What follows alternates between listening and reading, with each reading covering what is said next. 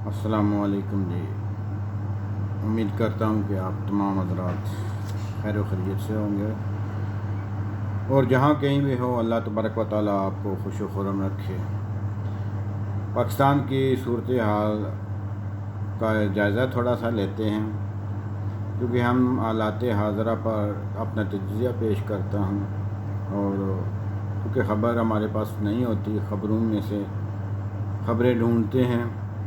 تو آج جنرل باجوہ صاحب نے کل ایک بیان میں کہا تھا کہ فوج اب غیر سیاسی ہو چکی ہے۔ چلو اللہ کرے فوج سیاسی سے غیر سیاسی ہو جائے، اچھا ہے۔ ایک ان کا جاتے جاتے اقرار بھی تھا، انکار بھی تھا، سب کچھ اس میں تھا۔ سوچنا تو یہ ہے کہ فوج غیر سیاسی ہو جائے، کیا فوج غیر سیاسی رہ سکتی ہے؟ ایک نقطہ ہے، اس کو سوچنا چاہیے۔ اور فوج کو سیاسی بناتا کون ہے، یہ بھی ایک نقطہ ہے، اس پر بھی بحث ہونی چاہیے کہ فوج غیر سیاسی ہو جائے اور اس فوج کو سیاست میں لاتا کون ہے۔ اگر میرا خیال ہے جتنے بھی سیاستدان ہیں، یہ ایک بڑا وسیع ٹاپک ہے، اس پہ بات میرا خیال ہے کافی لمبی ہو سکتی ہے، لیکن ہم اس مختصر سے عرصے میں یہ بات کریں گے کہ سب سے پہلے تو جو سیاسی جماعتیں ہیں ان کو اپنے اندر سیاست لانی چاہیے۔ کیا یہ جتنی بھی ہماری اس وقت موجودہ دو سیاسی جماعتیں جو سابقہ تھیں، مسلم لیگ نون، مسلم لیگ کاف اور پی پی، 3 جماعتیں بن جاتی ہیں، کیا ان لوگوں نے اپنے رویے سے کبھی ثابت کیا کہ یہ سیاسی جماعتیں ہیں؟ نہیں، میرا خیال ہے، کیونکہ ان کے اندر سول ڈکٹیٹرشپ پائی جاتی ہے۔ یہ پچھلے 30 سال سے ان لوگوں نے اپنی سیاست میں کسی نئے بندے کو ان نہیں ہونے دیا۔ وہی کبھی الیکشن ان لوگوں نے اپنی جماعتوں میں نہیں کرائے، جو کرائے بھی ہیں وہ آپ کے سامنے ہیں۔ کیا ان لوگوں نے اپنی جماعتوں کے اندر تبدیلی لانے کی کوشش کی ہے؟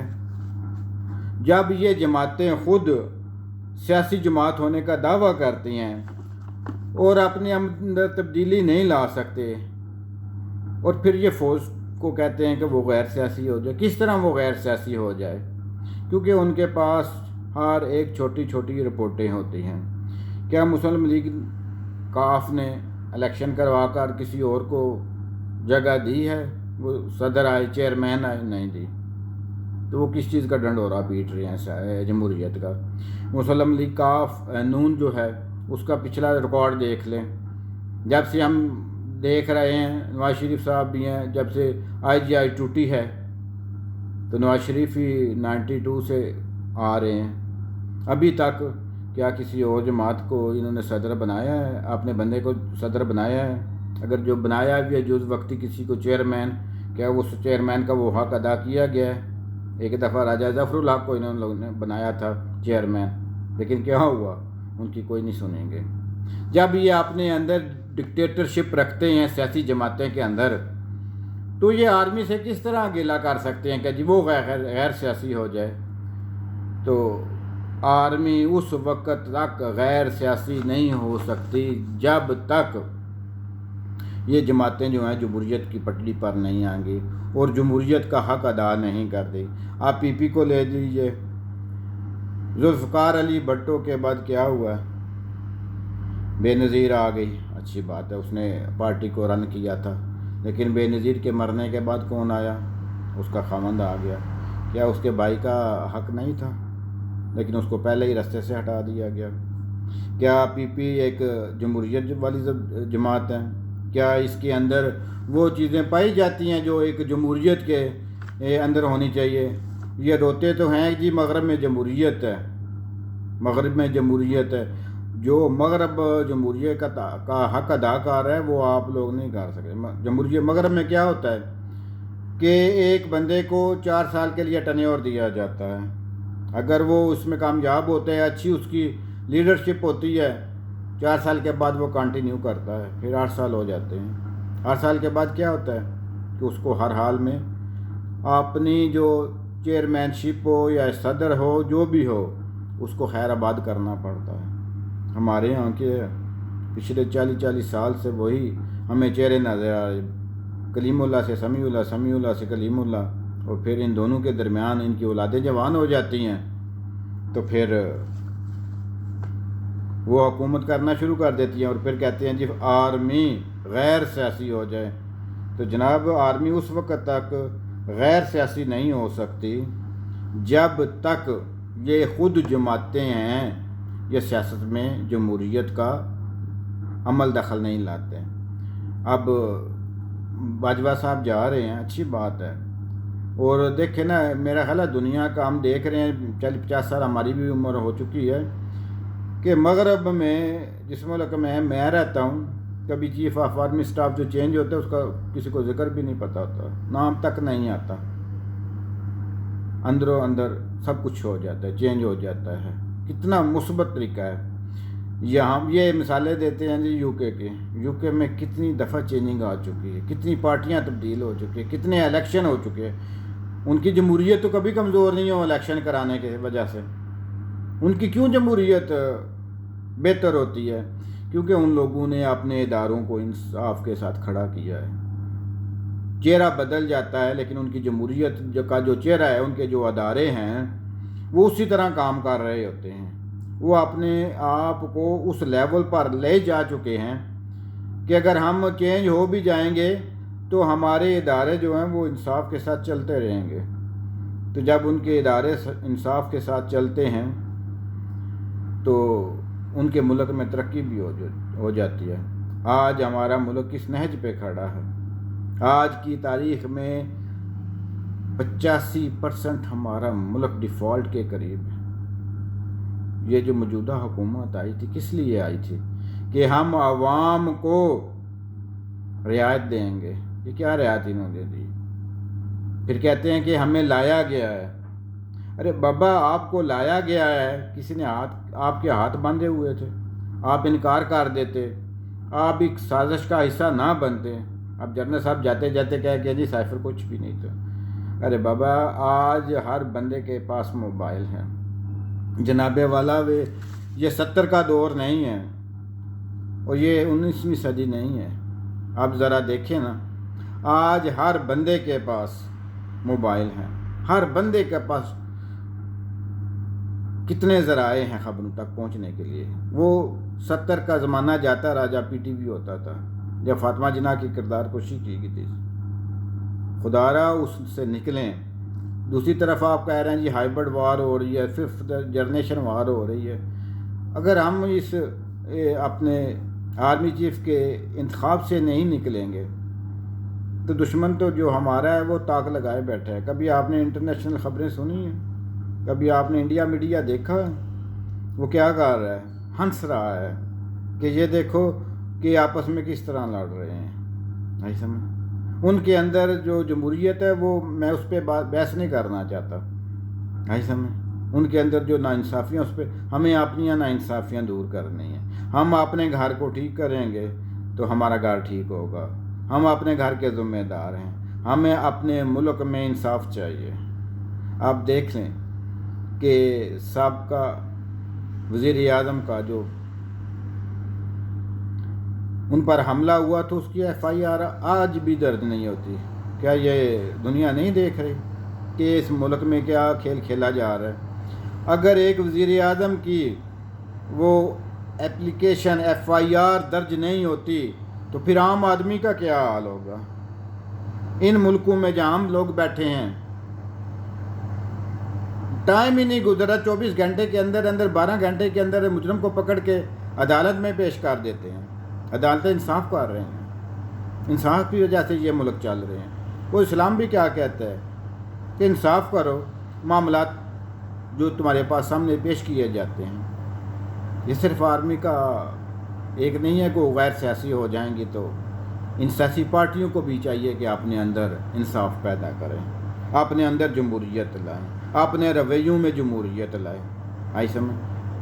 ایک MNA تو غریب ہوتا ہے، ہم نے خود دیکھے ہیں، نارمل MNA تھا لیکن 5 سال اس کو ملے تھے تو وہ نارمل سے پتہ نہیں کہاں پہ پہنچ چکا ہے۔ غریب آدمی کیا ہے، وہیں پہ کھڑا ہے۔ اپنی غربت کا مت رونا روئیں. آئی سمجھ؟ پہلے سب سے عام آدمی کو چاہیے کہ انصاف کا مطالبہ کریں. ملک میں انصاف ہوگا، ملک میں امن ہوگا، سکون ہوگا. ایسے بندے کو مت ووٹ دیں جو انصاف کے قابل نہیں ہے، جو انصاف نہیں کرتا. چھوڑ دیں، کسی اور کو ڈھونڈیں. اس کا انتخاب کریں جو سب سے اچھا ہو، ایماندار ہو، جس کی نیت ملک کے بارے میں، علاقے کے بارے میں ٹھیک ہو. اگر آپ اسی طرح آپس میں جھگڑتے رہیں گے تو پاکستان جو اس وقت جس دل میں جا چکا ہے، ترسیل زر دیکھ رہے ہیں آپ کدھر جا رہی ہے، ڈاؤن سے ڈاؤن فال پر جا رہی ہے. بیرون ملک سے لوگوں نے رقم بھیجنا چھوڑ دی ہے. لوگ کہہ رہے ہیں نا دوسرے طریقے استعمال کیے جا رہے ہیں. میرا آئیڈیا نہیں ہے کہ لوگ دوسرے طریقے سے رقم بھیج رہے ہیں. لوگوں نے رقم بھیجنا کم کر دی ہے، کیونکہ ملک میں جو عوام ہے سامنے آ کے باتیں کریں یا نہ کریں، یقین کریں کیمرے کے بعد جو باتیں ہوتی ہیں وہ اتنی کی خطرناک ہے کہ وہ کیمرے کے سامنے نہیں کی جا سکتی. ایسا میں ہماری آرمی جو غیر سیاسی ہو گئی اچھی ہے. ہمارا ادارہ جو ہے آج بھی اس سے لوگ محبت کرتے ہیں. آپ کو یاد ہوگا کہ جنرل مشرف کے دور میں 2008 میں انہوں نے حکم جاری کر دیا تھا کہ جنرل جو ہیں وہ سول کپڑوں میں بازار میں جایا کریں. ایسا میں تو لوگ اپنی آرمی سے آج بھی پیار کرتے ہیں. انفرادی طور پہ ایک دو بندہ جو ہوگا اس کا معاملات الگ ہیں. سیاسی جماعتوں کو بھی ایمانداری کا مظاہرہ کرنا چاہیے، آرمی کو بھی ایمانداری کا مظاہرہ کرنا چاہیے. ہماری اسٹیبلشمنٹ جتنی بھی ہے اس میں سے جو گند ہے نا، یہ گند ہمیشہ تھوڑا ہوتا ہے، 5% ہوتا ہے، ہر جگہ پہ ہوتا ہے. اس کو نکالنا چاہیے، اس کو نکال کر پھینکنا چاہیے.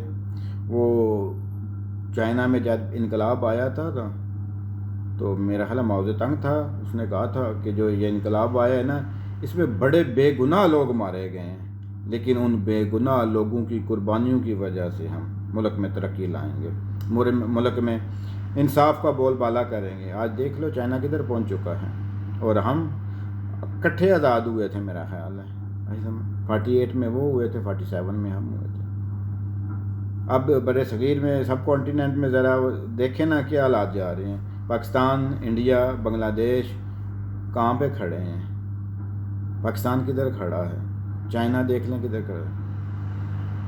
ایسا میں یہ یاد کریں کہ جب صدر ایوب کے دور میں ترقی ہوئی تھی تو سنجر نے، امریکہ جو میرا خیال فارن افیئر کا بندہ تھا، اس نے کہا تھا کہ اگر پاکستان کی یہی ترقی رہی نا تو یہ 80 اور 90 میں امریکہ کا مقابلہ کرے گا. لیکن کیا ہوا؟ ہمیں وہی وقتی لالچ دیا گیا ہے، اور اس لالچ کو ہم لوگوں نے قبول کیا اور ملک ڈاؤن فال کی طرف جانا شروع ہو گیا.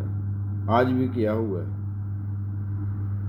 آج بھی یہی ہوا ہے نا کہ ان لوگوں کے کرپشن کے کیس معاف کیے گئے ہیں. یہ تو ساری دنیا جانتی ہے، آپ کوئی مانے یا نہ مانے. یہ ملک کے لیے تو نہیں آئے تھے نا، یہ تو مہنگائی کو کم کرنے کے لیے آئے تھے. تو ہوئی ہے مہنگائی. ڈالر 178 پر تھا، آج پھر 232 پہ چلا گیا ہے. ڈالر کی یہ حالات جا رہے ہیں. تو یہ مہنگائی کے لیے آئے تھے تو ریلیف عوام کو دیتے، عوام ان کو ایکسیپٹ کر لیتے. کیا عمران خان کے جانے کے بعد کسی نے مٹھائی بانٹی ہے؟ کیوں نہیں بانٹے؟ عمران خان کے جانے کے بعد اس نے پھر الیکشن میں حصہ لیا، اس کو کیوں کامیابی ملی؟ کہ اس بندے نے اپنے آپ پہ کچھ صرف نہیں کیا، اس نے اپنے لیے کچھ نہیں مانگا. اس نے جو کچھ مانگا تھا عوام کے لیے مانگا تھا، اپنی عوام کے لیے مانگا تھا. یہی اس کی کامیابی کا راز ہے. اگر اس نقطے کو یہ موجودہ حکمران نہیں سمجھ سکتے تو پھر کل آخرت کو جو منہ دکھائیں گے وہ ان کو زیادہ پتہ ہوگا.